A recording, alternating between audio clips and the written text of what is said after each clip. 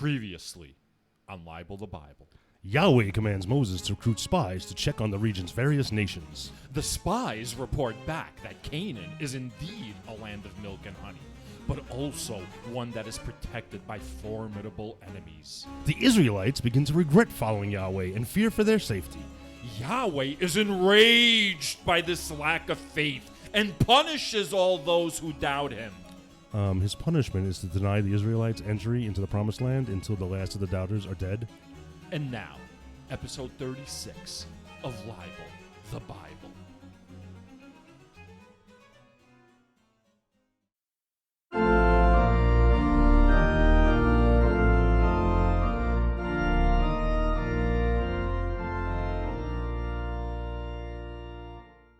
The fucking thing already? Yeah, the thing started, man. I don't know what you're complaining about. You set me up, man. What's up, man? Welcome to Libel the Bible. I'm Scott. I'm Rusty. Yeah, what's going on, Russ? Nothing. I mean, we're back in the studio 2 days after recording episode 35. We're recording episode 36, getting some episodes in the bag. Yeah. I put an air conditioner in here. Not really doing the job. Too much leakage in the room. The room's not built quite, it's not ready for air conditioning yet. Yeah, not yet. But we'll get there, right? Yeah, we'll get there. We'll get there. Well, this is only a temporary room anyway. Yeah. Yeah, so what else is going on, man? Anything? Nothing. I got nothing going on. I've been a little frustrated with the podcast lately. You were frustrated last time, I'm too, frustrated aren't at myself, mostly. So you're joining the rest of us? There are things well... Sorry. I don't like that, man. I don't care. Yeah, this is the problem, Scott. It's hot in here, You know what the problem is? Me. Yeah. Well, it's not you. It's just the way you behave and are. Oh, right. Yeah, that's the problem. I mean, I'm opening up. It's not you, man. It's I'm telling you that I'm looking at myself through a critical lens. And, you're not encouraging me. No. You're not. No. You're not encouraging me. It's not my job to improve. encourage you, man. What is your job, Scott? Like when I hired you, yeah. I didn't look at your potential. I looked at what you lied about on your resume. Now you need coddling and hand holding and affirmation all the time. Right. I put up a big front, right? Yeah, and now I'm in the role and you're probably sleeping at your desk half the time. Yeah. Playing Wordle or Solitaire. Minesweeper. I got to stop saying in the beginning everything was so because I was doing like a lot of the narration in the beginning and getting back to it. My transition word was so. Mm-hmm. Now, I just hear myself constantly saying, like. Yeah. Yeah, your vocabulary is a little small. I miss smoking so much. Because I'm telling you, I've completely lost my ability to keep a train of thought since I've quit smoking. How long has it been? Since April 4th. May, June, July, August. So we're in August. So 4 months. Over 4 months. Heading on 5 months. Well, at least you're way over the physical hump. So no, for sure. You got to get your brain centered. No, man. at this point, it's just my brain unable to focus, and having cigarettes definitely helped me focus my brain. I quit smoking probably over 10 years ago now, and I still can't think straight. Really? I don't know if they're related or not. I mean, that doesn't surprise me because that sort of transitions into the next topic of conversation. So as I was listening back to like podcasts and really unhappy with my performance in terms of not being clear enough, not like getting my thought out fast enough, which I'm going to start concentrating on, not like meandering and rambling aimlessly. Yeah, you laugh. But I'm only laughing because I pointed it out to you. Here's the thing. There are times where a topic will come up, like politics usually, and I'll go into like a long explanation, but only because a lot of times it's nuance. Like politics are nuance, right? Because we don't want to be binary about things. You have to explain your position, and it takes a foundation, it takes a structure sometimes, and maybe that's why cable news doesn't work, because you can't give someone like 10 minutes to ramble on, laying a foundation for their beliefs and principles. So you got to like hit the mark, and in doing so, you're just throwing out talking points. But since we have a show where we're able to dialogue and discuss, if the topic of politics comes up, like I'll dialogue on it. Mm-hmm. But what I would like to happen is for you to retort and dialogue as well. Okay, so here's what I see happens. One, you dialogue for so long that I've put my feet up. I'm doing a crossword puzzle. I'm waiting for you to So finish. you're not listening to me. I stare right through you, man. So then what is wait. So then you have to cut me off and tell me to stop, because who am I talking to then? No, I can't cut you off, man. You've slapped me so many times for cutting you off and interrupting you. You don't allow. You say your piece for 10 minutes. I only hear the first 5 of it, and you've had usually a week to you'll ponder these things. So you have all this stuff you figured out in your head. You throw it out in one long dialogue, and you want me to retort on a topic that I hadn't even thought about until you started talking about it. I find that hilarious, Scott. Yeah. I find it hilarious that you either let me ramble on for 40 minutes falling asleep, or you cut me off a second into me saying something, and there's no middle ground between any of that. Because you just said, I complain about you cutting me off, right? And you're equating that to me saying, when I monologue, I want to hear like what your thoughts are on a topic. So if I'm going off on like Republicans or the Southerners, like, what are your thoughts about it? Yeah, but what does that have to do with cutting me off? The thing is, you'll make 100 points in your monologue. Okay. Instead of having a conversation. But again, I explained to you, I have to make 100 points because it's a complex, nuanced. You don't have to make them all at once. Okay, Scott. I don't understand. So stop. So you're saying wait. See, you're scared. Why do I want to have a conversation with someone that goes, okay, Scott? Like, you know how you just said that? And the reason I did that is because I'm still annoyed by your rationale that you don't fucking say anything because, I complain about you cutting me off. And I'm trying to understand, are you really not capable of understanding if we're having a political discourse and I make a point, right, with a period at the end of it, that's an okay time to come in and discuss versus what you do a lot as I'm speaking, I'll start speaking, and 2 sentences in, I already see you start nodding your head because you've already stopped listening to everything I'm saying. Because what you're doing right now. You're misreading the system. You see, you are misreading. Go ahead. You're misreading. When I'm nodding my head, it's usually because I'm still engaged. It's not just a thoughtless nodding. It's like, yeah, and you'll see me chomping at the bit to talk. And then you'll be like, Scott, what? I see you want to interrupt. Exactly. Yeah. And what my point is, usually you do that like 2 sentences into a thought. Like I'll start. Yo, man. Like right now you're about to do it. No, I was not. I'm looking at the anger in your face. I will start a thought, and 2 sentences in, when you agree with it, 2 sentences in, you don't let me finish. You've already started like your countdown. Like I see it. You're ready to pounce and jump in and talk, right? And what I'm saying is when I'm 2 sentences in, that's considered cutting me off. If I'm rambling on for 10 minutes, there's a middle ground between that.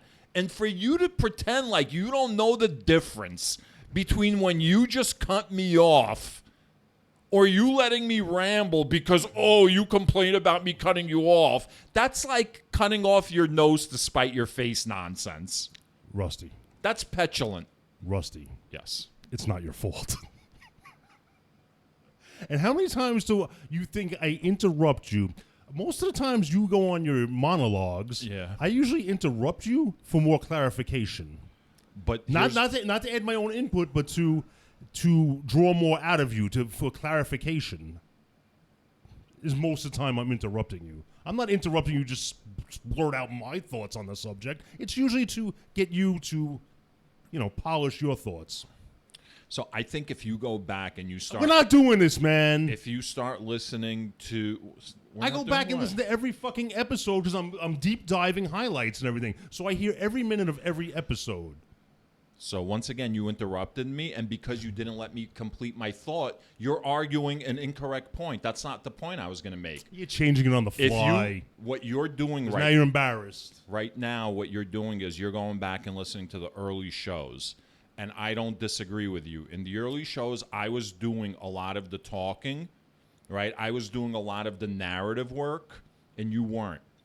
And then at a certain point, I started listening back to it, and I realized that's what was going on. So I started taking a step back. Mm-hmm. And once you get to these new episodes, when you start looking for highlights, I'm not sure exactly which episode. Let's say around episode 25, somewhere around there. If you listen to the last batch of episodes, the last third of our show, I have taken a complete step back from doing the narrative. I like that you do the narrative because you take extensive notes. It takes pressure off me. I don't have to worry about sitting here looking at my notes, right? So the roles have switched where you're doing most of the narrative, and I'm coming in with quotes from the Bible and... What is it? Go ahead. I want to hide my face from you so you don't see my Go ahead. face. What? No, nothing. It's not a matter, but you see, the thing is this, Scott. It's not a matter of your facial expressions. It's that I know what your facial expressions mean. Know. Yeah, you know. Yes, I know you. Just like you know me, I know you. I don't know you. Who are you? So I don't know you what anymore, happens man. is this, Scott. We start having a conversation, and my problem isn't when you interrupt for clarification, because I do that too. Every human does that. It's important to say, hey, I don't understand what you're saying, so I got to stop you right now so you can clarify. But that's not what I'm talking about. I'm talking about interruptions where the thing I say, right, it spurs a thought in your head, and you immediately must, expound on that thought. Well, what's going to happen is if I don't expound on the thought at that moment, I have to wait 8 minutes to expound on it, and by then I've lost my interest in it. So basically, I'm saying I interrupt you. Why you interrupting me? Basically, I interrupt you for a myriad of reasons, not just one reason. Lots of reasons I interrupt you. But the thought that you interrupt me on, usually the one that you have that interrupts me, isn't the one that continues my thought. It's something, you go off on your own tangent. Oh my God! Did you see the car accident the other day on? No. See, I was just kidding, man. I was just going off on my own tangent. All right. Well, whatever. So now you realize we recorded this whole thing? This is not a fucking episode. Why do people want to listen to us fight with each other when they got to deal with it in their own lives? Well, honestly, I don't look at. Why are you looking at it not a fight. as a fight? It's a heated discussion. Yeah. So you don't think our audience is interested in our behind the scenes? Well, it's not behind the scenes.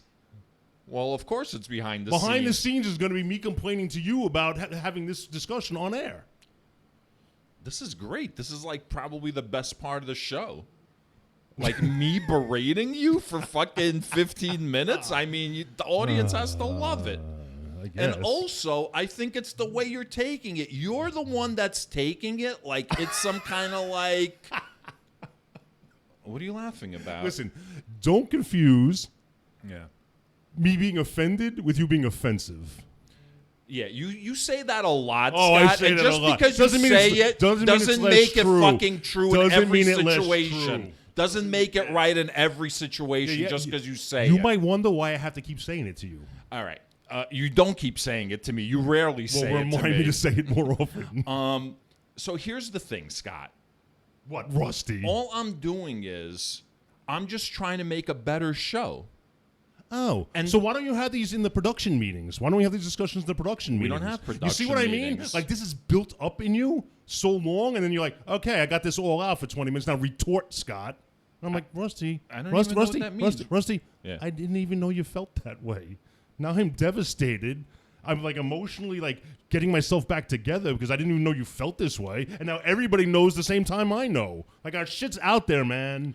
See, but now what you're doing is you're exaggerating what I'm saying. Oh, now you're telling me how to feel. You're emotion policing me. No, you're telling me how I feel. No. You're saying, you just said I've been building it up and I'm letting it all out. And that's not what happened. I didn't say that's... You just said it. Let's rewind what you just said. I said you've been building up this information in this dialogue in your head, and you're getting it all out. I didn't say anything about your feelings on it. I didn't say anything about your feelings on it. That's the point. I'm telling you my feelings on it. What do you define as I've been building up this dialogue in my head? What does that mean? Maybe I misunderstood. It means you've obviously had this concern for a long time. So that's what I'm saying. No. Oh, really? But it just came to you while you were sitting here. For the last, like... I don't think we're being honest with ourselves, for the last are we? 2 weeks, like, as I've listened to shows and as I've listened to playback shows, I've listened to, like, myself. And I found myself long-winded and boring at times. And because I keep saying, like, and I can't get to the point for some reason. So I'm going to start focusing on fixing those things. I'm going to get to the point quicker. I'm going to use an economy of words to get there, okay? And what I'm saying is, conversely, I think it would be interesting if you yourself contributed more to, like, our discourse outside of, like, the biblical shit. Like, I would like your fucking input on politics, on science, on pop culture. That's all I said. I mean, that's really what I said. Oh, that's what you said. Yes, that's exactly what I said. If that's what you said, this conversation would have been over 14 minutes ago if you had just said that. That's not true. That's not true because you take things personally. Yeah, and your first instinct is that someone's trying to hurt you. Not someone. That's not what I'm trying to do. I don't think some guy down the street's trying to hurt me. Some guy over there is trying to hurt me. It's you. I'm talking about you. Yeah, you take it's like, listen, man, I'm not trying to I'm not judging you. I'm just saying. It's judgment, man. And I'm not even saying in terms of like our regular interactions. I'm saying when we're in front of microphones and we're doing a show, like, I want to hear your input more, and don't give me that, well, you told me not to interrupt nonsense, because that's not genuine, man. You know what I'm talking about. Yeah, man, I know what you're talking about. Should have been held at Wait, didn't your dad meeting. isn't your dad upset that you interrupt him also? Isn't that what I heard? Yeah, but my dad also has a lot of your personality. Oh. It's our personality. What's that saying that you just said? Just because what? Just because? Then it doesn't matter, man. Oh, that doesn't matter. It doesn't apply in your case. Oh, it doesn't? No. Okay. No. So anyway, so the point is, I'm not like dialoguing to listen to myself talk. I'm dialoguing because it's important to lay a foundation, and I would love to know what your fucking foundation is. Even if, like you said, I've been reading about a subject for a week and I've had a chance to think about it, what's your initial reaction to it? I think it's interesting. I think it would be interesting to see if you have, some kind of evolution over the course of the podcast. Since you've been reading about this for about a week, reading your own emotions. That's what you no. That's not what I meant. You had mentioned, like, when I start dialoguing about politics. What? I know that's not what you meant. Oh, so is that I can't tell, like, because I'm being serious and you're doing a skit, and it's, like, hard to, like, it's hard to understand, like, should I be serious or are we involved in a skit? I think we're being serious, man. Are we being serious? You're definitely being serious. Well, I'm being serious, yes, but I'm not, like, being, like, angry serious. All right. Are you taking it like I'm being angry about it? I'm taking it as I'm the one that's angry. Well, yes. But why? You're matter of fact. Yeah, but why are you so angry about it? One, you're putting me on the spot. Yeah. Two, you're trying to talk about my deficiencies publicly before we talk about it privately. Okay. Okay, I don't need to say any more than that. That's cool. That's enough. I don't have to justify it any more than that. No, I said, that's not why I said okay like that. I didn't say, I thought like you were going to add more. So I'm like waiting to hear more. That's why I said, I didn't say okay like. I don't need to add more. Well, we're good. Okay works both ways, man. So you would prefer that I would have talked to you about it off the air? Absolutely. See, I guess. Would you have done this in a restaurant? In a restaurant? With a family member? Would you have just like sort of blurting out like at a family gathering in front of everybody, like your dissatisfaction with them? I guess. Do you know how many hundreds of thousands of people are going to hear this? I guess I didn't really think. No, you didn't really think, man.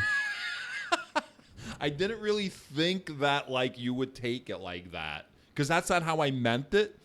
So I didn't think that it would be taken like on such a personal level.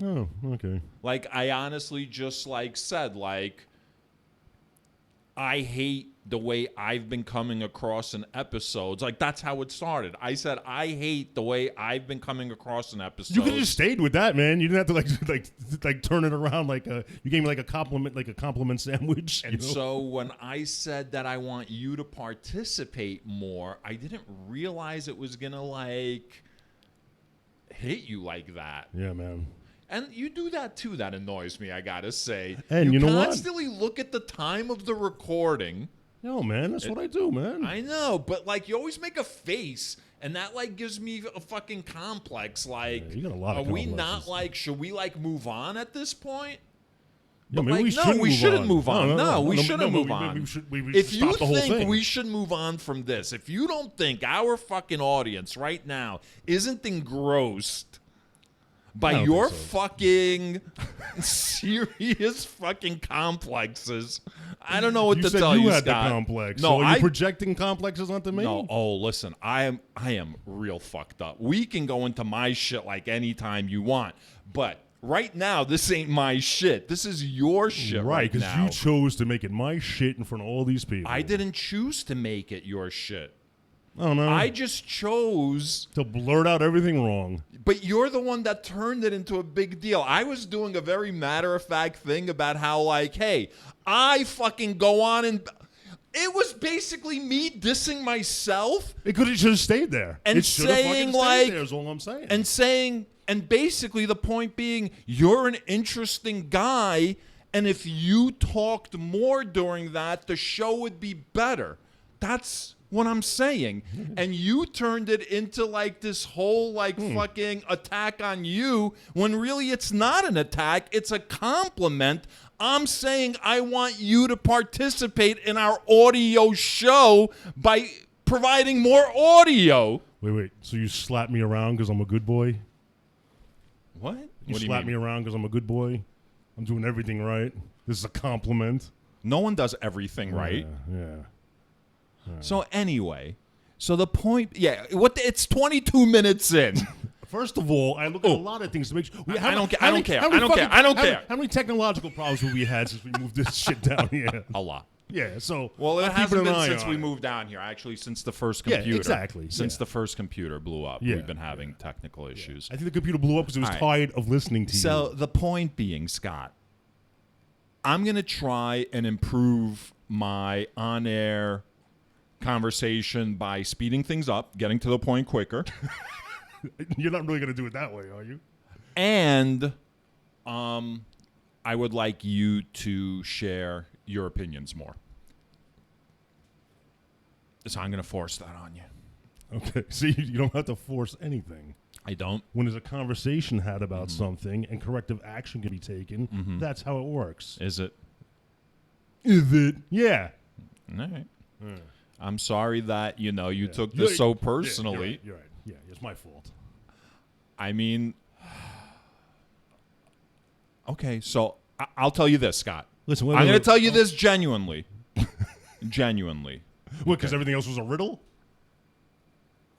No, everything else was genuine too. Okay. But I'm going to say this genuinely, and I'm prefacing it by saying I'm saying it genuinely, so that the audience can hear your shitty response to my genuineness and see what this is like in real life. All right, you ready? Yeah. Genuinely. Genuinely. All right. You know the You word see what I'm genuinely. saying? You see, I'm setting it What's wrong up with for you, like, man? Yeah. All right. Go ahead.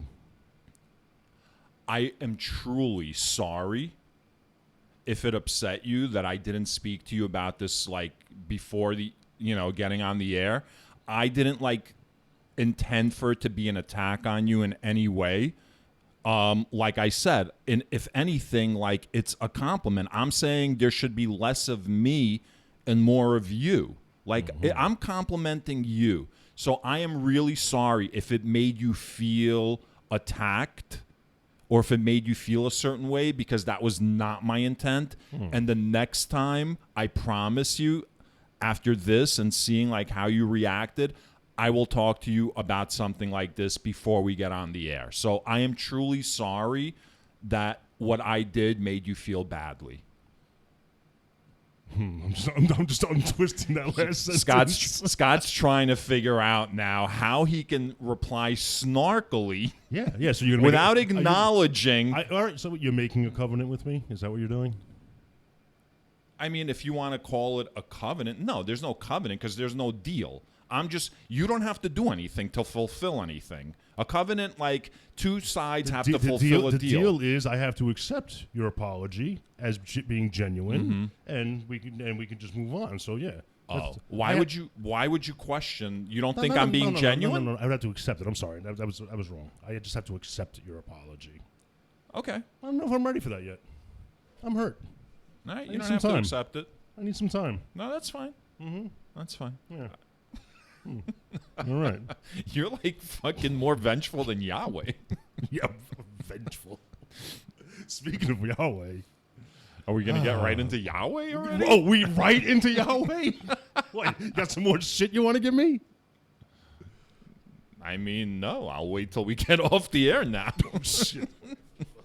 Scott's like whole mic arm is coming out of the desk. Scott's very flustered. Yeah, I was about to beat you with it. So we ended off last week. I don't know. I feel like Yahweh got back to doing Yahweh shit. Like he started like giving people plagues, and this week I feel like it's even more of an extension of Yahweh being Yahweh. Absolutely. And by the way, I YouTubed the Donald Duck making his nephew smoke the whole carton of cigars. Yeah. And there's like a 50-second version I found on YouTube and the whole 6-minute cartoon. I'll put the link up on our media. Was it funny? Yeah, it was pretty funny. Yeah. Like, it was definitely abuse. It was Donald Duck or Daffy Duck? No, Donald. Donald Duck, right. Yeah. Disney. It was a different type of abuse. Different than the type of abuse you give me. You know, Disney's whack. This is more physical. All right, fair enough. Yeah. So I'm going to pull up the Bible right now, and we are doing Numbers 16. We're starting with number 16, the revolt of Korah, Dathan, and Abiram. And this is a very hefty chapter because a lot of interesting things occur. Yeah, it's a good thing we reserved a lot of time to talk about this. Why? Are we pressed for time? No. All right. So we left off, and God was really angry at the Israelites because apparently these like farmers and old women and children, they didn't want to fight the most powerful armies in Canaan. Yeah, the nerve It's of them, weird, right? Yeah. So I forgot. God, did he give them a plague? Wait, what kind of shape are they in? Because they were only eating manna until they got the quail. Yeah, they're not in any kind of shape. And even the quail gave them like plague. Oh, yeah, they all got sick and half of them died or what? No, they're in terrible shape. So anyway, so they're in the desert now, and they know that there are other like cities and nation states, but they are led by powerful men with powerful armies. Yeah. So they justifiably would be confused as to whether going forward would be the right path. Yeah. So these guys, Korah, Dathan, and Abiram, they go to Moses, and they basically call him out and say to him, what makes you think you're so holy? There's like all these people, like, you know, we're important members of the society too. You know, like we were elected to like, you know, the people's like high councils and we're like advisors. How come you get a fucking direct line to God and not us? And what's fucked up about this, again, they don't have this conversation in private. This has been building up a long time. They bring 250 men with them. They asked Moses and Aaron this in front of the entire audience instead of having a behind-the-scenes conversation. I feel like it's almost like that scene in the beginning of The Warriors when all the gangs like meet in that park in the Bronx, you know? Do you dig it? Oh, no, it's can you dig it? And, yeah, I mean, maybe they... Because how many tribes are there? 12? 12. All right. Well, whatever. It doesn't matter. Let me stress again. Maybe this conversation should have been had in private, not in front of everybody.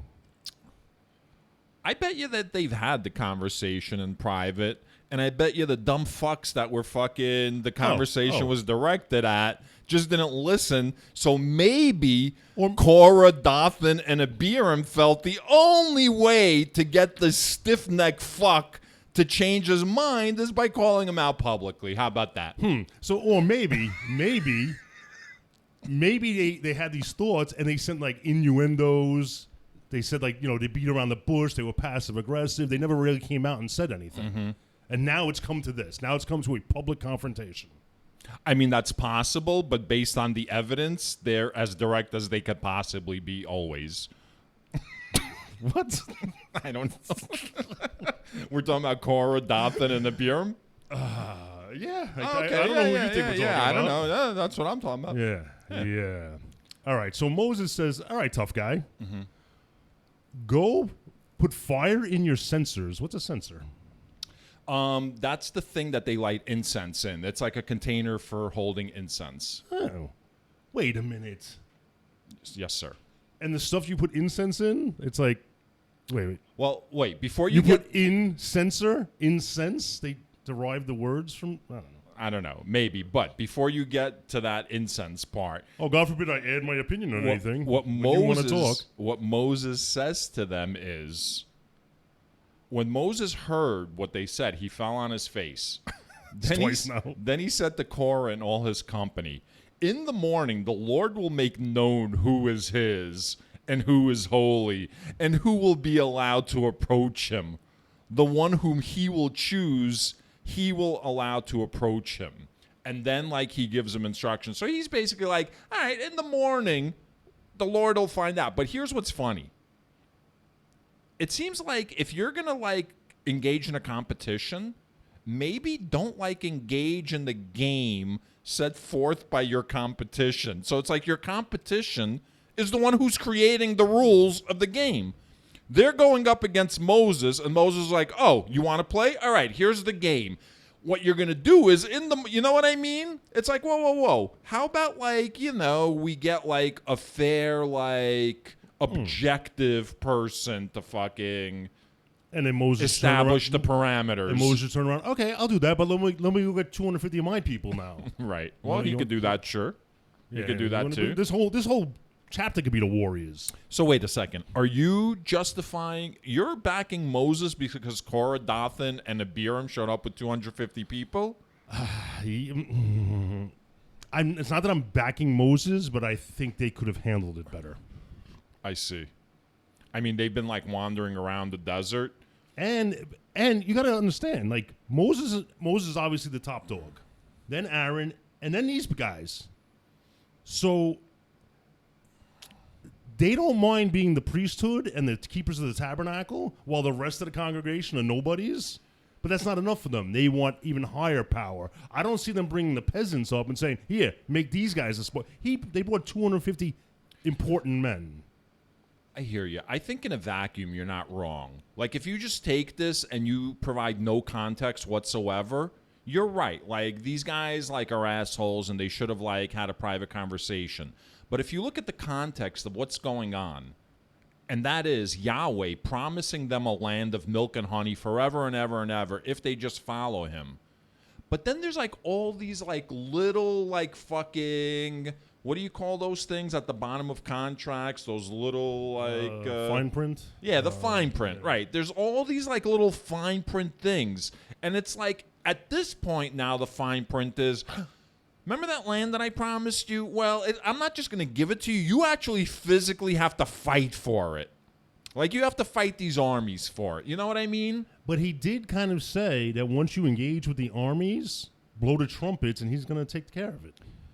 So there's no trust. Thing, they don't right. trust him. That's right. So that's the thing. Like, Yahweh feels like he's shown himself over and over, and Moses feels like he's shown himself over and over. It's a repeating story, and these stiff-necks aren't getting with it. But they also haven't gotten there yet. I mean, I hate everyone probably then. Like, everyone's to be hated. I understand their point of view, man. And he says, you Levites have gone too far. Which is weird, too, because, the Levites, that's what Aaron is. Aaron is a Levite. Yeah. And Moses is Aaron's brother. So is Korah. So Moses must be a Levite as well.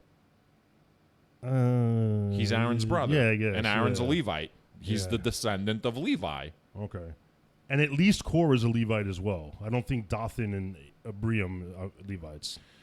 Well, either way, Moses goes off on the Levites.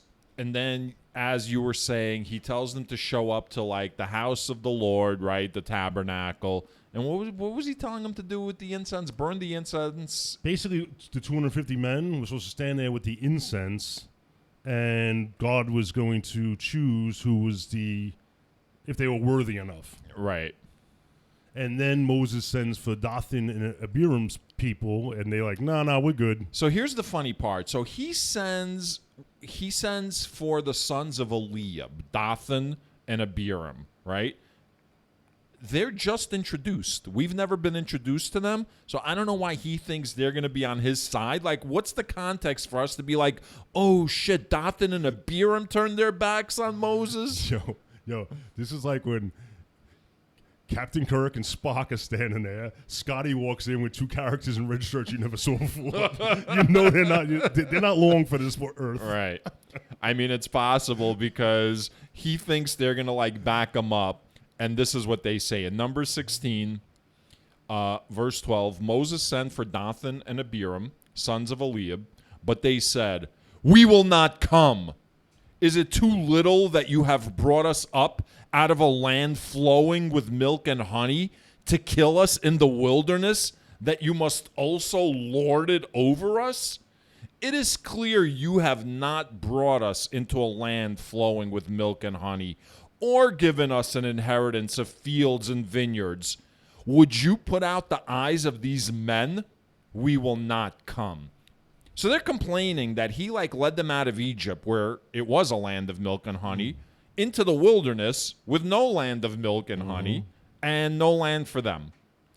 So why should we follow you? Yeah, I don't know, man. I don't know why they would follow. But I'll tell you what they shouldn't do. Yeah. Why don't they just leave?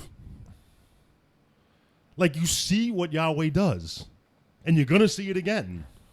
Instead, just go, yo, I'm out. I'm going back to Egypt. Why do you think they're not leaving?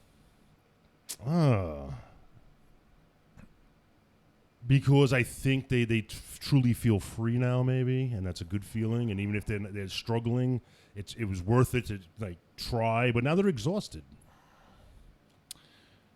I mean, yeah, it's also hard, like, especially if you're from a tribe. There's 12 tribes. There's about 700,000 people, right? Yeah. So that's like what, like 50,000 people per tribe, let's say, a little bit more, a little bit less, right? I don't know. I'm not doing math. Let's say 50,000 people per tribe. I'm assuming, like, you don't want to leave without your tribe. And organizing 50,000 people to do something, you know, that's an undertaking. Yeah, you're right. And they might want to go back, but you can't, like, if me and you just wanted to turn around and go back, it's not safe. We probably couldn't make it back without a tribe around us. It's the wilderness, man. I mean, yes, you need family behind you. You need support, especially for an undertaking like that. And look at it like this. Think about how long people stay in, like, shitty jobs knowing they hate the job. Well, why don't you just leave the job? You know what I mean? Think about how hard it is just to do that, you know? You're talking about, like, leaving all your people. So it's not, like, as easy to, like, leave, get up and leave. I can relate to that. I was in a job for 24 years. I didn't like the last 15 years of it. Right. And it took, like, extreme circumstances for me to finally just get up and go. Right. So maybe they'll encounter some extreme circumstances with Yahweh.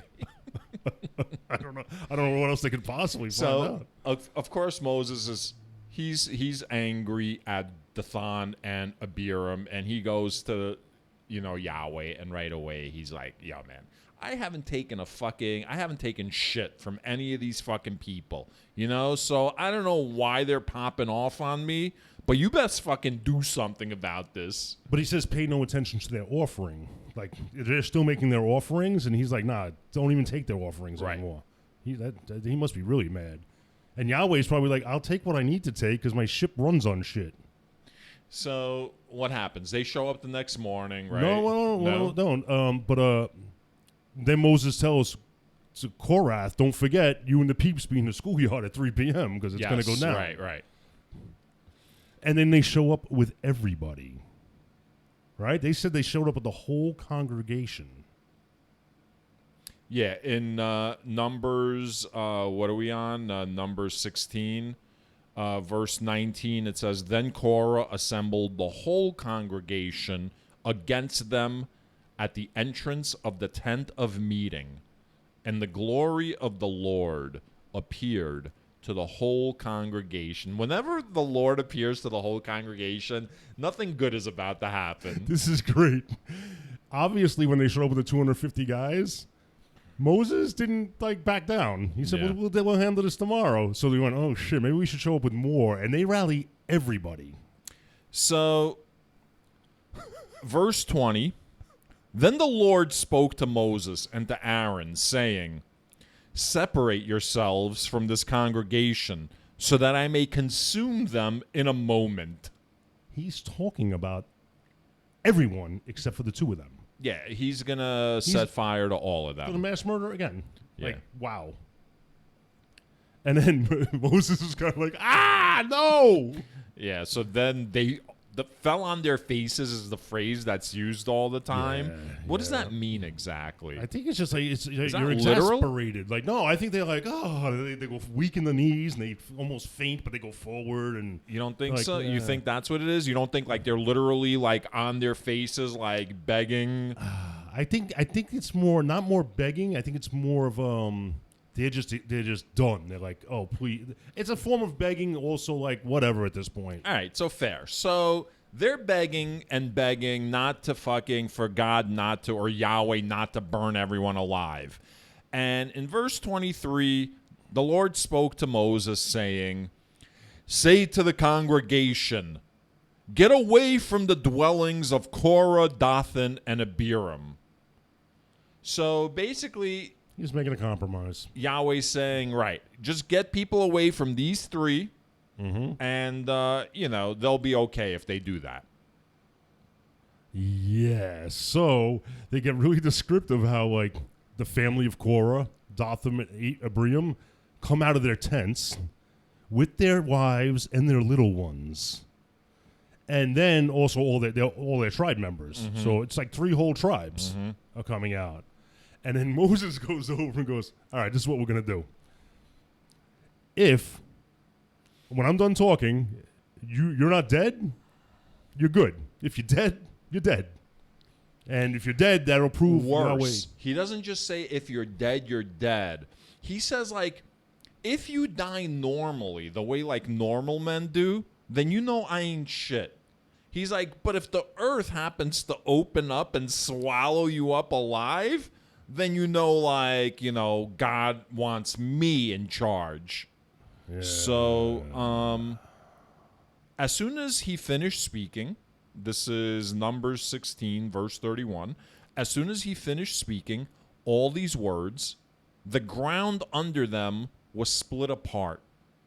The earth opened its mouth and swallowed them up, along with their households, everyone who belonged to Korah, and all their goods. So basically, the women, the children, everyone who had nothing to do with their decision to question why Moses is in charge. Now, he specifically said Korah. What about the other two? Was their tribes gone too? So they, with all that belonged to them, went down alive into Sheol. Well, yeah, what is Sheol, by the way?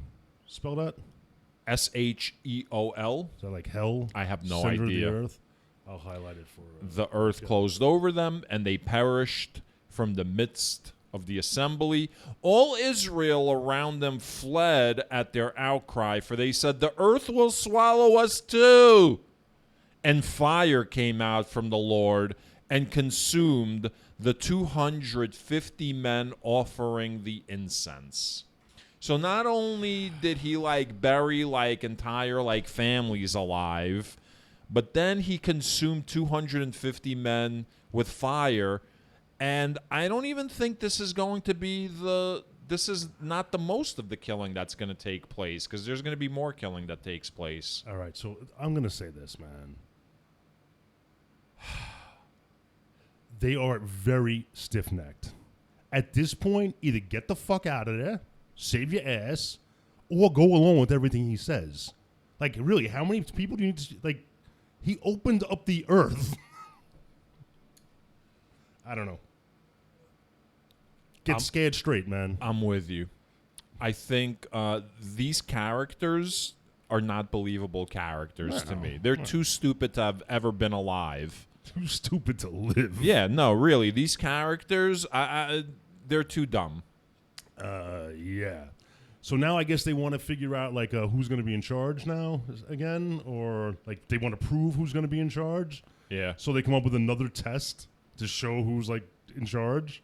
No. Are you getting to the staffs, to the rods? Yes. No. We still have a long way to go before we get there. No. All right, go ahead. So then, for some reason, remember Yahweh wanted those censers. Remember the bronze censers that they use for incense? Yeah. He wanted those things gathered up, and he wanted them basically converted into some kind of wall or shielding or some kind of divider inside the altar. He was making into plates and stuff. He was changing out I'll read it. China. So it says, the Lord spoke to Moses, saying, tell Eleazar, son of Aaron, the priest, to take the censers out of the blaze, then scatter the fire far and wide. For the censers of these sinners have become holy, which means clean, right? They have become holy at the cost of their lives. Make them into hammered plates as a covering for the altar. For they presented them before the Lord, and they became holy.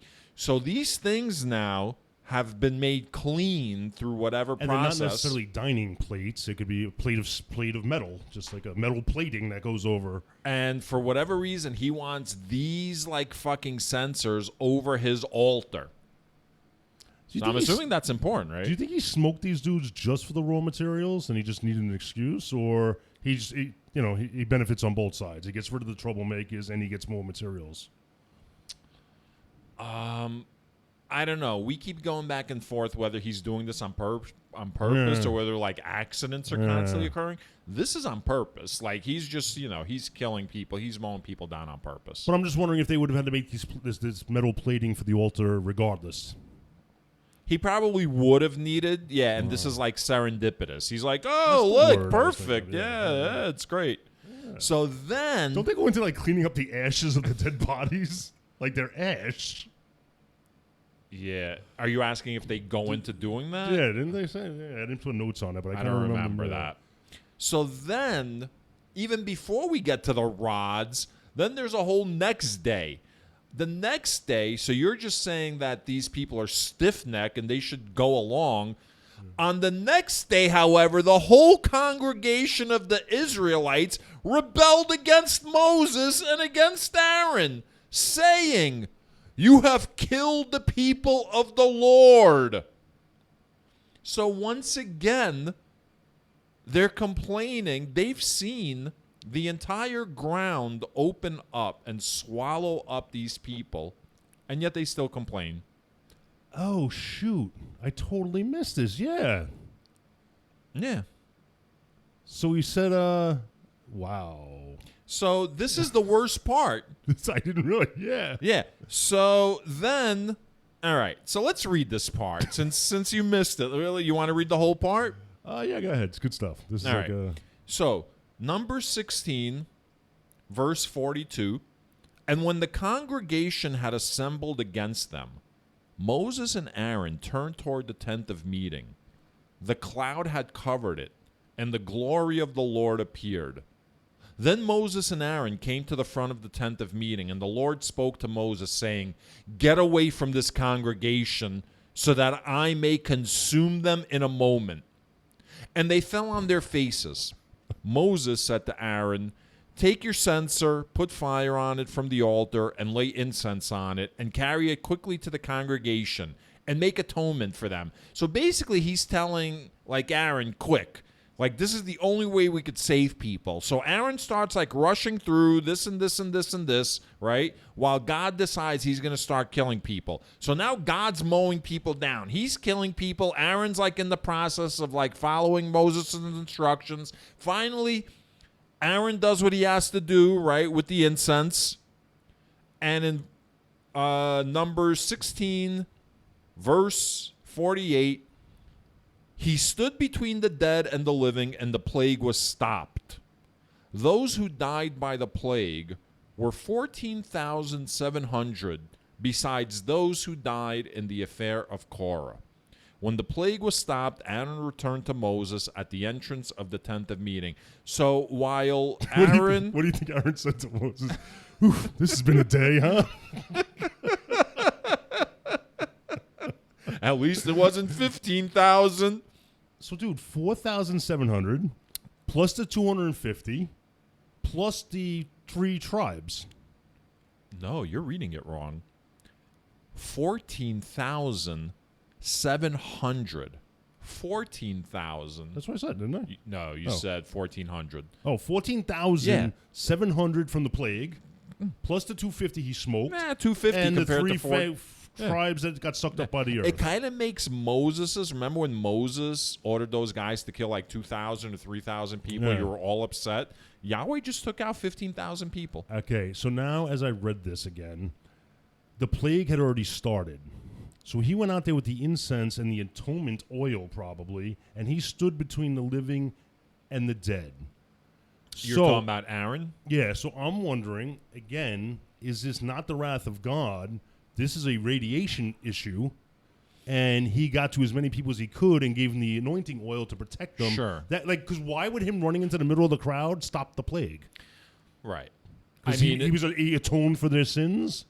No, if we're looking for rational explanations, you're absolutely correct. I don't know how rational any of this is. Because, again, these people don't seem real to me. Like, like any real people would have been they would have been quiet after a certain point. Yeah. Oof. Wow. So you think now, like, after Yahweh kills 14,000 people, you think they'll... It's like 250 dudes that probably weren't properly protected went into the tabernacle with their incense. So they got smoked because, you can't do that. You're not protected. And then I just don't, like, did God see? No, you're not thinking of it correctly. Think of it like this. The reason 250 people got smoked isn't necessarily because they weren't protected. Do you remember when Aaron's first 2 sons... They were the priests, and they got consumed by fire. Yeah. They had very specific instructions on how they were supposed to, like, set up the tabernacle and, like, all that, right? Right, so there's a whole process. So just because 250 people showed up, they don't know what the process is of being in the tabernacle or around the tabernacle. Dude, who told these 250 people to show up? Moses. He didn't tell the people to show up, the whole congregation. No, right? he told the 250 people to show up. Okay, yes, true. Yo. He set them up. Holy shit. Well, that's what I said in the beginning. He fucking laid out, like, the rules of the fucking game, told them what to do. They showed up, and then they fucking got wiped out. That's bullshit. This guy's not cool. That's like organizing a duel. You're involved in the duel, and you arrange, like, the weapons, and you make sure that they have the ammo and you have the ammo. Like, I'll take care of everything. You just show up. Yeah. You know what? No thanks. I'll bring my own ammo. And then you accidentally put the live ammo in Alec Baldwin's gun, right? Oh, shit. That's fucked up, Scott. Why too you gotta soon? be such a piece of shit Republican? What? I mean, I don't know. You don't really talk about your political views, so I'm just going to assume you're a Republican. I am not a Republican, nor a Democrat. All right. So, I mean, this Yahweh character is off the fucking chain, I'm bro. thinking Moses set them up, the 250. I don't know about the earth opening up. I don't have a rational explanation for that because I don't think there was enough detail, just that it opened up. Unless, I don't know, maybe... Because none of this happened, Scott. I keep explaining to you, like it's fun as a thought exercise, right? And it's fun as a skit and a bit. And maybe even one day a 3D cartoon. You never know. You know what I mean? We can take off. But none of this really happened. Do you mean a 3D cartoon, like, as opposed to, like, 2D, like old Tom and Jerry cartoons, like drawn in 3D, or actual three-dimensional, like VR kind of 3D? I guess when I say 3D cartoon, I really mean, like, computer generated, like the way everything's done now. Okay. You know, Pixar and, like, shit like that. DreamWorks. Like that kind of stuff. Because that's like the illusion of 3D. Scott, really... I mean... Yes, it's only the illusion, right? You have to imagine that it's really 3D. You sure you want to hear my thoughts on things? I really want to get to the budding of Aaron's rod now. Oh, now you do. All right. Yeah, let's talk about Aaron's rod. So this is number 17. Aaron has just saved pretty much 680,000 of the Israelites, give or take, right? He was able to stop Yahweh's murder spree at 15,000, and we're now on the budding of Aaron's rod. So just in case there was any fucking question about who's in charge, right? Yahweh tells Moses, yo, get some fucking, get a stick from every fucking house. It's a staff of the nations. I'm sorry, a staff. Get those sticks that the guy was picking up that we stoned to death because he was picking up sticks. Oh, now you want the sticks. Just don't get them on the Sabbath. I want you to go to each house and get the elders' staff, put their names on it, right? So the Levites, I want you to put Aaron's name on the stick. Then bring me all 12 sticks because there's 12 houses of Israel, right? 12 nations from the descendants of Israel. Question. Yes. Does Aaron get the Levite staff? Because did all the Levites get wiped out? No. But Korah was a Levite. So I guess when he had Korah, Dathan, and Abiram, it was just their immediate families? It wasn't their tribe? The Levites, well, first of all, the Levites definitely didn't get wiped out because we're going to continue on to numbers like 18 or 19. Right, but I'm wondering if those were new Levites, like newly inducted Levites. So it was just their families, their immediate families. It wasn't seems their whole like tribe. yes. Okay. It seems like yes. All right, that's fine. Again, the Bible is not clear on who gets killed. People are treated like refuse, like they just get discarded and we're not supposed to feel anything. Everything's about Yahweh and his feelings and emotions.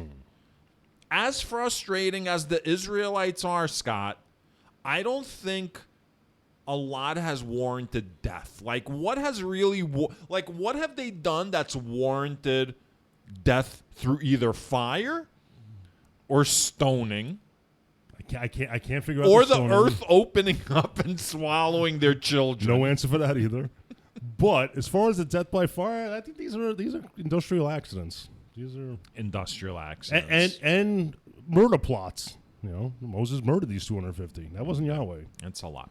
So he was like, "Oh, everybody stand here," when he knows the vent's going to open in 30 seconds. Yep. Yeah, he has knowledge of how to kill people, right? Through accidentally kill people, right? Yeah, it's like taking your wife to like the Grand Canyon, and you know she accidentally falls into like the canyon from like the top, of the South Ridge. Yeah, and then they find the car at in the the 2 mile marker. There's a little rock over there. It's easy to slip on it. In July, I haven't checked anything out. So Moses collects 12 staffs. Or rods, isn't it called a rod? Yeah. Yes, it's a rod. He collects Aaron's rod as well, and he places them into the tabernacle. Yeah. Yeah, like around the tabernacle, as Some Yahweh place instructed. where the congregation can't see them. Yeah. And what happened to Aaron's staff? First of all, did anyone go, whoa, whoa, whoa? Aaron's getting the staff too? Like he's already in charge. Okay. What is the point of all this? They want to know why Aaron and the Levites have higher positions than them. Okay. Wasn't that already settled when God or Yahweh killed 15,000 people. Wasn't that issue settled? Yeah, What is this going to do now? All right, you got it. Right? I mean, really. All right. But this is going to prove it. Yeah, this is definitive proof. It wasn't the fact that Yahweh parted the Red Sea and closed it upon the Egyptians. It wasn't like the Ten Commandments or Yahweh's Spirit descending upon like Sinai or the tabernacle or opening up the earth. It wasn't any of these things. Yeah, I'm pretty much thinking that anyone that just watched 13,000 people get swallowed up by the earth, anyone who's still questioning, they're stiff necks. But I don't know if they're still questioning. It sounds like this is Yahweh's answer to the. He's the just problem. going on, right? Yeah, like he's like what do they call it? Like a rage coma at this point. Like he doesn't even know. He's just like raging. I bet you right after the earth closes back up, people are literally just picking up brooms. They're whistling. They're wiping down windows. It's just like nothing to see. They forgot. Yeah. So I mean, so what happened, Scott? So his rod blooms. You get some warts on it. Oh no. Get some flower buds. You get some stuff grows on this stick. Yeah. Not in front of anybody, by the way. It happens in the tabernacle. Yeah, away out of everyone's sight, like a magician. So then Moses behind the curtain. Then Moses goes in and gets the staff, and comes out with it, holds it up in front of the remains of the congregation, and it's like, "See, this is Aaron's staff." Look, there's stuff on it. He doesn't even bring out the other 11. There's no saying that the other 11 also didn't blossom. Right. Bet you they got burnt quick. And so he brings out the staff. No, Moses brought out all the staffs. Oh, he did? It says, yes. Oh. So in number 17, Well, then it's true. Then it's verse real, 9, it says, Then Moses brought out all the staffs from before the Lord to all the Israelites. And they looked, and each man took his staff. And the Lord said to Moses, Put back the staff of Aaron before the covenant to be kept as a warning to rebels, so that you may make an end of their complaints against me, or else they will die. Yeah, I'm just thinking. Anybody walks up and will say, "What is this stick with the flowers on?" Well, what they actually say is, to close out number 17, the Israelites said to Moses, "We are perishing. We are lost. All of us are lost. Everyone who approaches the tabernacle of the Lord will die. Are we all to perish?" So do you think that was like they should have put like a sign that says "Beyond here, abandon all ye hope" or something, like a skull and crossbones? I don't know. I got a different thought on it. You watch Lost? I didn't. Okay.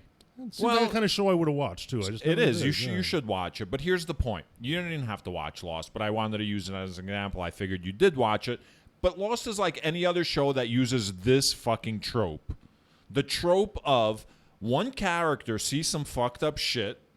They run into another character that can help them through that fucked up shit.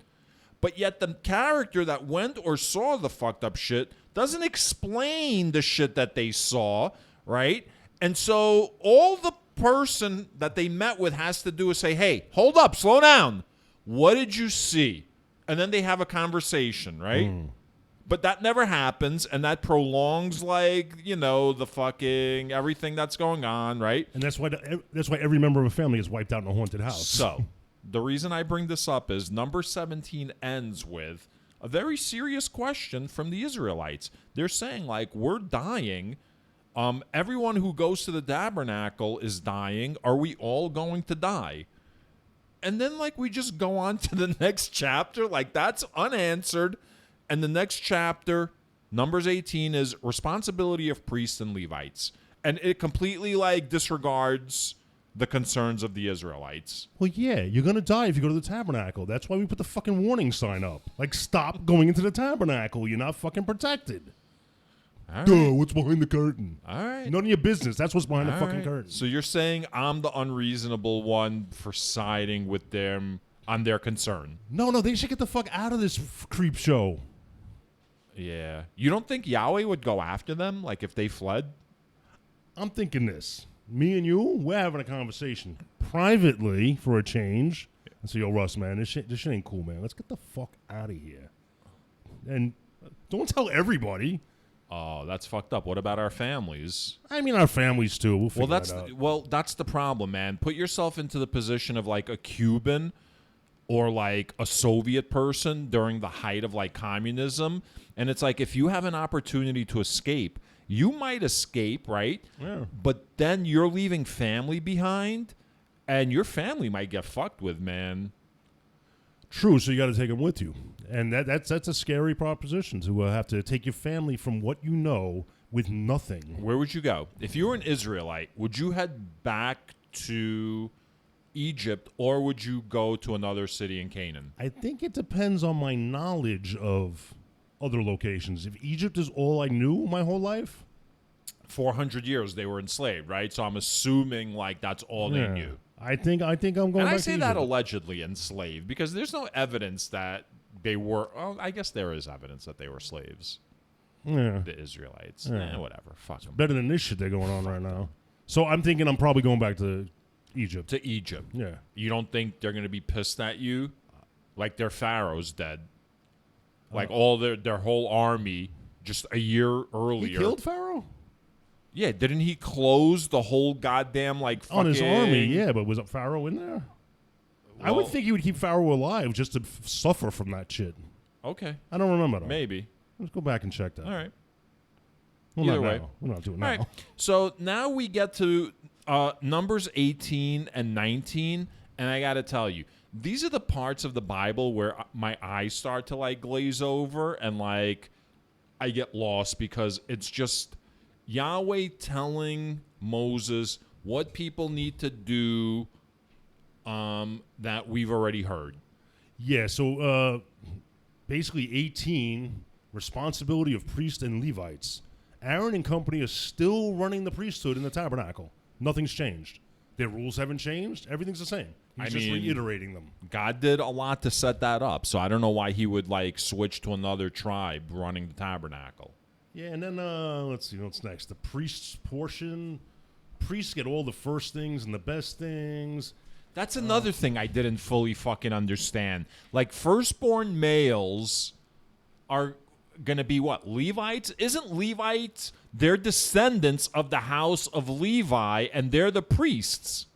I think the firstborn still go directly to Yahweh. I don't know. Maybe you never see them again. What does this mean? I don't know. I didn't understand any of this. We got to get a theologian. And here. why is it in here? But that's the thing, right? Some theologian is going to come in here, and he's going to tell us some fucking bullshit. Well, at least we'll have an opportunity to rebut. I mean, I guess we could have looked it up online, ahead of time, like Numbers 18, like what's it really mean? But it's like, it's just, I don't understand it. Yeah, and he stresses again, no outsider shall approach, or they're going to die. Yeah, I mean, again, he's just going to repeat the same fucking bullshit over and over to people. And anything else? Anything interesting? Let's see. Aaron and the priests are not allowed to have land. Yeah. Their gift is Yahweh. I'm your allotment. Well, their gift is like they get like a lot of shit. They get like the offerings, right? They get the best of like, you know what I think it is? I'll tell you what I think it is. Remember how I was talking about he's looking for a genetic marker in Moses? Yeah. All right. So since Aaron is related to Moses, perhaps Aaron also has that genetic marker, maybe not on the same level as Moses, but to a certain point, and maybe all the Levites have it, because that's why he chose the house of Levites, because remember, Moses is related to Aaron, right? And so he's the taste tester. You get the first offering, so you taste this goat, see if it's good. Because whatever genetic markers you have, you know what I mean? Like, so I don't know. Like, that's like the only thing I can think of. So you think even with all their advanced technology that they haven't like developed CRISPR yet to make their own genetic material? I think they probably have. I think Yahweh's like a sadist, and like he enjoys doing it this way, like the old-fashioned way. He's making Canaan great again. maybe Yahweh isn't like not producing for his higher ups. Maybe Yahweh was incompetent, so they gave him this job that nobody wanted. Right. No, it's 100% possible. It's 100% possible. It's possible that like the original like fucking whoever God was in the beginning before he named himself, because like this guy, right? Like God didn't even need to name himself. He's like God. He's like the Lord, right? Like this guy, like he was like all fucking happy to like tell Israel what his name is. I'm Yahweh, you know, let people know. So I'm thinking the original guy, right? The guy that created everything in like 6 days. That sounds efficient, right? Like that guy fucking did everything in 6 days, right? But then at a certain point, like he realized, he was like, yo, I can't really work with these people. Like I want to start over, right? And then this fucking buffoon Yahweh, he was going to get kicked out of like fucking seminary, right? But they were like, all right, we're going to give you one more chance. We've got like this world. It's fucked up. If you can turn it around, you can graduate. What's Donald Trump's son that's not Donald Trump Jr.? Eric? Eric, do you think like this is Well, like he's Eric? also got Barron. Oh, we don't talk about him. All right, Eric. Do you think it's like this is the Eric Trump of the God world? Honestly, I think Donald Trump Jr. is also as bad as Eric Trump. Is he? Yeah, I think they're all idiots. Yeah, okay. Yeah, I think they're all idiots. The men. Yeah. I think the women are smarter than the men. Yeah. Ain't hard to be in that family. Yeah. No, the men are definitely genetically fucking stupid. Yeah, so all right, so he goes into this whole like how to clean stuff, blah blah blah. But yeah, blah blah blah blah. And that's gonna get us to what? Like he starts mentioning the pleasing odor to the Lord again. That's same shit. And you got to dash blood on the altar again with the fucking. Is that the heifer? No, are you on the even heifer up to part? That. This is still just the that was goats another and, thing. There's nothing interesting. Oh wait. To really? Levites, Yeah. I have given every tithe in Israel. That's funny. For a possession in return for the service they perform, and they don't get land either. So, but they're getting 10%. They don't need land. Of what? Of foreskins? They get 10% of 10% foreskins. of every, I guess every goat, every shekel. But doesn't that all go to like Yahweh? Well, he gets 10%. They get 10%. Yahweh gets 90. Yeah. It's the pyramid. Yeah, the pyramid. You got to kick it up. And then blah, blah, blah, blah, blah. And there's more blah, blah, blah, blah. Oh, wait. Then there's a tithe of tithes. I don't know. It's a pyramid. It's a pyramid scheme. So then that's going to get us to like Numbers 19. Wait, we didn't... Oh, yeah, 19, right. And Numbers 19 is what? Like more instructions. Ceremony of the red heifer. The red heifer. It sounds like it should be a bar. All right. So again, he goes into like detail on like you got to kill this fucking thing and outside the camp. Where you kill it, then you're gonna like stick your fingers in its blood and smear the blood and you like gotta sprinkle it 7 times towards the front of the tent because you're out of the camp now. Yeah. Who is okay? Let's say this happened. Why is this included in like the Holy Bible? Like, what is this? Why is this chapter in here? For what purpose? What purpose? Okay, meaning, let's say the Bible was put together in the year 1200, or this version, like whatever. Let's say 910. What is the purpose of it in that year to include? Perhaps because you said they left a lot of stuff out. They had mountains and mountains of texts. Could the text they left out be even worse than this crap we're reading? Just like this, dumb this, shit, this like is the best shit they got. like crazy shit, like crazy. Yeah, just stuff that's They're like, no one's gonna believe this shit. What's the most believable shit? Well, Yahweh opened up the earth and swallowed people up. How crazy was the other shit? It must have been insane. It had to be science fiction novels that they just rip pages out of. And then he goes into like if you touch dead bodies, clean yourself, the heifer. Everyone's touching dead bones and bones. People touch bones. Ashes. And you're unclean until evening again. So you want to do that shit late in your shift. 7 days. Like you can't like if you touch a dead body, you're unclean. We'll touch a corpse. So basically like that's like, it's more instructions from God. I want to see if, and if someone dies and there's like an open vessel, that's got to be clean too. You know what I think is going on right now? I think this is what's going on. I feel like every time God commits like mass genocide, he always has to like remind the people what the rules are so that don't make me kill again. He's like an abusive husband, you know what I mean? That comes in, beats up his wife, and then he's like, yo, I keep telling you, don't fucking put out a cold dinner. Right. You You think know? I want to do this to you? Yeah, so that's what Yahweh's doing. He's just like reminding them. This is like he's a domestically violent husband. Yeah. Or he's like, listen, guys. Like, he's not killing them. These are really just they're not listening, so they're getting burnt by the exhaust and the timing of things. He's like, guys, ready? One more fucking time. You know what I want to see? This is why we have this safety meeting every single month. The same fucking safety meeting. I want to see like the Levites going into the tabernacle and doing whatever they have to do, but with yakety sax playing. You know what yakety sax is? No. That's the Benny Hill song. Oh, they sped up? Yeah. Like, I want to see that like version of the Bible. Oh my God! You mean the sped up version of the Bible? So Yahweh is just because it's ludicrous. Like whenever yakety sax plays, you know, it's like to indicate how ridiculous a situation is. What's the deal with the music? Like yakety sax, I'm assuming is a very old song. Is that like in the public domain? Can like that be used, like let's say, as a drop on a podcast? I don't know. Without any repercussions? You would have to check that out. I would say it's probably not in the public domain. But who knows? What are you writing? Yakety sax.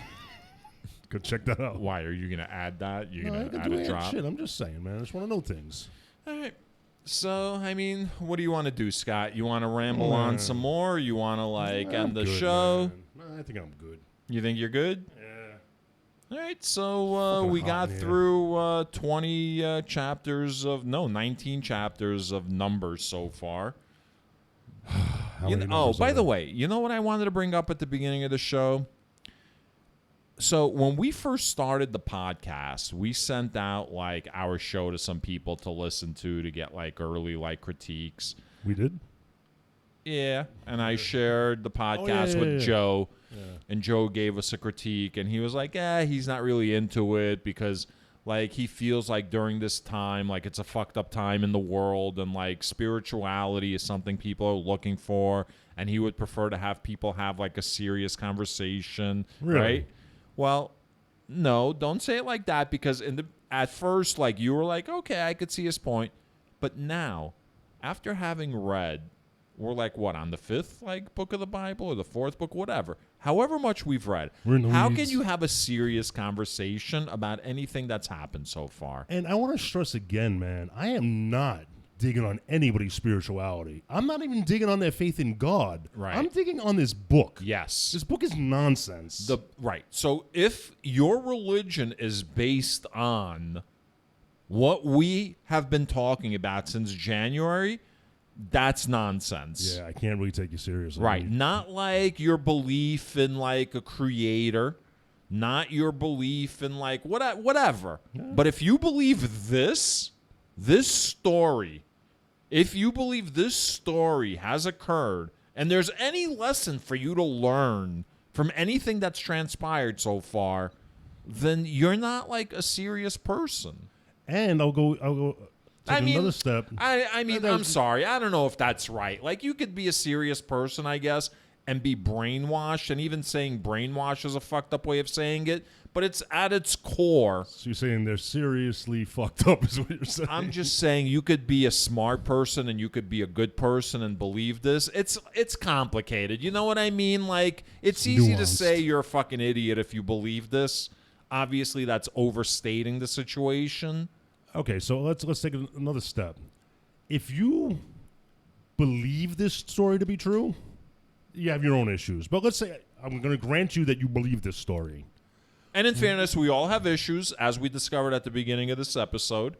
Yeah, apparently. So let's say you believe this story. In your heart, you believe this story. Why are you following this God? Out of fear? Out of love? Like, why are you following this God? Because if this God exists, it's clear you don't want to follow him. You don't want to start following him because you're never going to stop because you're fucked. Right. You're in it. You're in it for life and death. So I can't understand any of this. I don't even mind you believing the story, but why follow the God? Find another God. You know what the number one thing people say is? They're like, well, what if I'm right and you're wrong and we die? And it's like, well, is that really the best like argument that you have? Like, what if I'm right? So the only reason that you believe is out of fear, like just so like when you're dead, like just in case? You know what I mean? I mean, and we haven't gotten into anywhere in the Bible that says we don't know anything about heaven yet, right? We don't know anything about eternal damnation. We don't know about being judged when you die. No. So we don't know about that yet. Well, so the Jews don't really talk about like heaven and hell. That's like a Catholic thing. That's like a Christian thing. So what do they believe when they die? Jews? Yeah. I don't know. Aren't you Jewish? No, I'm not Jewish. I'm an atheist. I know, but you grew up with Jewish surroundings. I figured you would know at least what they believe. I grew up. Do they believe in an afterlife? I was born in Soviet Russia, where Judaism was not allowed to be practiced, and then we moved to New York City, where I grew up around Italians. I know nothing about like Judaism. So you don't even know if they believe in an afterlife. I don't know for sure. Because if they don't believe in a heaven and hell, why listen to any of this shit? Why are you trying to live your life in any way? Just live your life the way you want to and the way you think is good. Because of your covenant with God. You have a covenant with God. Because that's the best way. If you think about it, that's the only reason to believe in religion. There's no reward. You do it for itself because it's the right thing to do. If anything, that's the religion you respect. The one that doesn't like offer you an afterlife. So you're just pious because that's the right way to be. I don't know. Maybe more as we get further into the book, it will reveal itself why people do these things. But the whole point of this was to bring up the fact that it's impossible to have a serious conversation about the content of this or to glean any kind of moral philosophy or lessons because there are far better like books and treatises to get your like morality from. I've been told time and time again that the Old Testament and the New Testament are completely different. And so far, there's not a single thing in the Old Testament that should dictate how you live. There's been no lessons. Except this is the Yahweh. Right. There's been no instructions on how to live a good life. The Ten Commandments. Well, the people that seem to be living their best lives are all wiped out by Yahweh. Right? Like Yahweh, before the flood, everything seemed like fun. A lot of fun going on. Yeah. After the flood, like people in Sodom seemed to be having like a lot of fun. Too much fun. I mean, I guess like I still don't know what they were doing that was so terrible. Like sex. No. I mean, it was a little rapey. I'll give you that. A little rapey. But was like everyone rapey? Was that like the culture? Maybe Sodom and Gomorrah were full of dolphins. And that's another thing. Sodom and Gomorrah, but I don't remember reading about Gomorrah. It was just Sodom. Is Gomorrah going to come up like in another like... Hey, listen, I didn't think the Nephilim were going to come up again, and it looks like they might have come up. We're not sure. I hope they actually get somewhere in as fucking giants. Yeah. It would be nice if Jesus got to like battle, but he's not going to fucking battle anyone. He doesn't have to. So, again, I guess the point is fuck you, Joe, and you don't know what you're talking about. We can't have a serious conversation about this because it's not a serious fucking book. Yeah. You agree? Yeah. You don't know? I don't know. I don't know. You can't have a serious conversation about religion and spirituality with somebody who's entrenched in the dogma. Yeah. You can't challenge their beliefs and their generations upon generations of beliefs. People dig in. Right. The only thing you can And do... they just start calling you names, and they start saying, Yeah, the only thing you can do is you can have a conversation to try and understand the other person and why they think like that. But to have a conversation trying to convince the person that they're wrong, just like no one... No, you can't do that. Right. Just like no one will be able to convince you you're wrong. I get convinced I'm wrong on the daily, dude. I'm talking about being an atheist. I'm Oh. talking about like your faith in God. No. So unless like Because they can't produce any evidence. right, there's no evidence. Right. Look around you, Rusty. All the evidence is But all again, around you. so you live your life in need of evidence. Their philosophy is based on faith, right? So by definition, there is no evidence. It's faith. Have you noticed a lot of the people who accept things Support on faith? abortion of the people you wouldn't want to fuck in the first place? No, George Carlin. See, you interrupted me now. My whole train of thought's gone. It's the other way. It's the other way anyway. It's Stop, the I don't people wanna who think are like you were opposed thinking. to abortion. Yeah. Have I ever noticed that whatever we were talking about? I don't know. It'll come back to me. Oh, damn. I'm sorry, man. No, you're not. No, I'm not. I'm really not. So All that's- right, so I that's guess fucked up. it's time to sign off. And we're going to say bye, and Scott's not going to be able to think of what he wants to say. And the second that I hit the stop, he's going to be like, oh, I know what I'm going to say. Say bye, Scott. Peace.